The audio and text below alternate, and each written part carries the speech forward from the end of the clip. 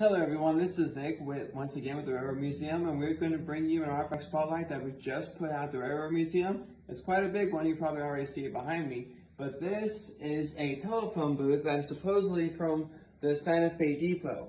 A telephone booth was a very common thing to see in the late 80s, early 90s, as of course telephones just weren't in your pocket widely all the time.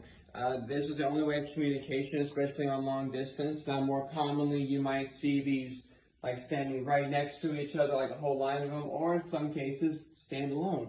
They're also very handy for like if you're on the road and they had some telephone booths placed throughout the highway. If you ever broke down, you weren't stranded.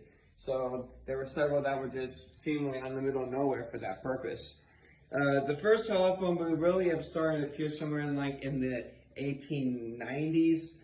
But by the end of the 19th century, 232,000 lines were made in the U.S. with over 500,000 feet of wire.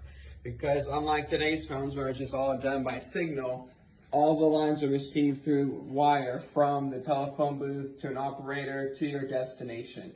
So it's a very intense process to put in a phone booth anywhere and to maintain it. But obviously, it was a grand staple in American technology, well, not American, in global technology, just because of how important it was. And what's funny is, when they first invented the telephone, as all modern technology, it was like, just a play toy, not going to do anything.